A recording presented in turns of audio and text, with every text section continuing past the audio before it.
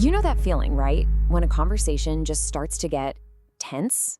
It can be with a customer, a coworker, anyone. And it can spin out of control so fast. But what if I told you there's a simple, scientifically backed technique that can calm almost anyone down in just 30 seconds? Seriously, let's get into it. So you hear that raw frustration. Your gut instinct is probably to jump in, right? To defend yourself, to explain, to immediately try and fix it. You just want them to stop. But honestly, that's the exact wrong thing to do. Trying to fight that energy head on, well, it's like trying to stop a tidal wave with a bucket.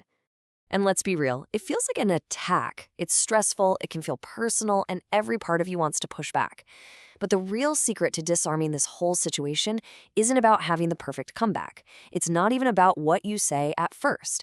It's about a simple shift in your perspective in how you approach the problem from the very first second. I know. That sounds completely backward, doesn't it? To get someone to stop yelling, you should let them keep going? It sounds a little crazy, but trust me, this is the absolute heart of the entire method. To get rid of the friction, you have to be willing to absorb it first. So how long are we talking here? Do you have to just sit there and listen for 10 minutes, an hour? Nope, this is where the research gets really, really cool.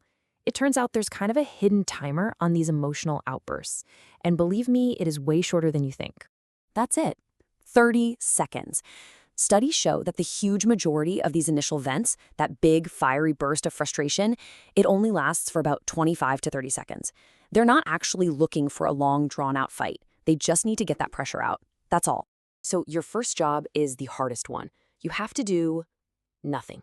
Seriously, don't interrupt them. Don't correct them on a minor detail. Don't even start trying to solve the problem yet.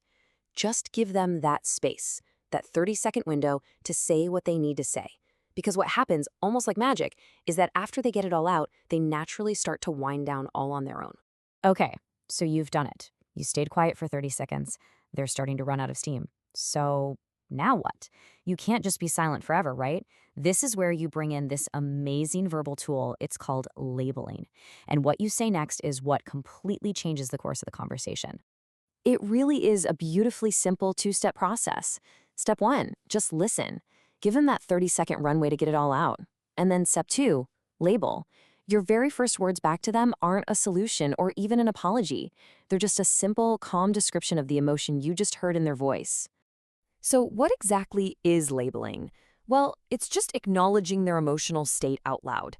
And the key is to start with one of two magic phrases. It sounds like, or it seems like. These phrases are so powerful because you're just making an observation. You're not necessarily agreeing with them. You're not saying you're right. You're just saying, I hear you.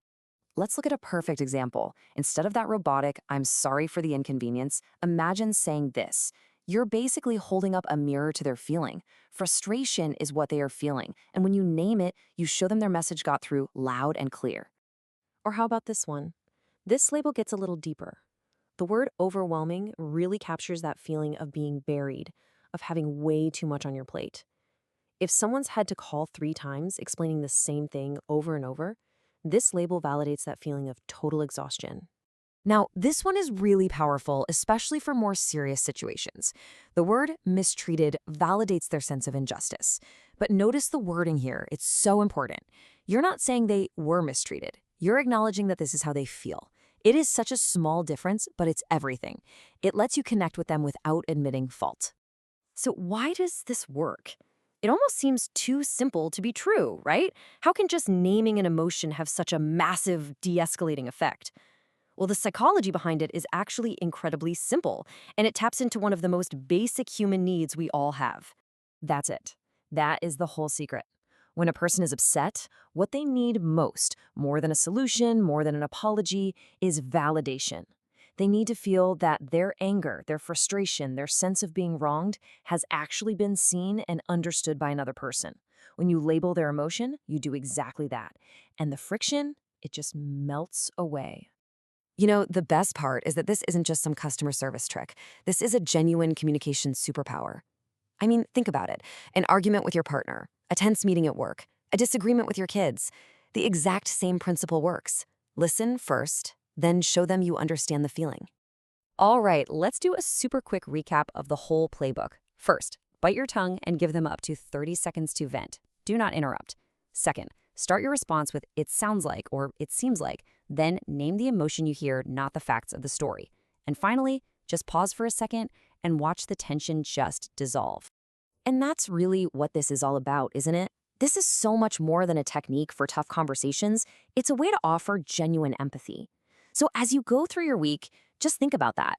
Who in your life right now isn't really looking for an answer from you, but just desperately needs to feel like they've finally been heard?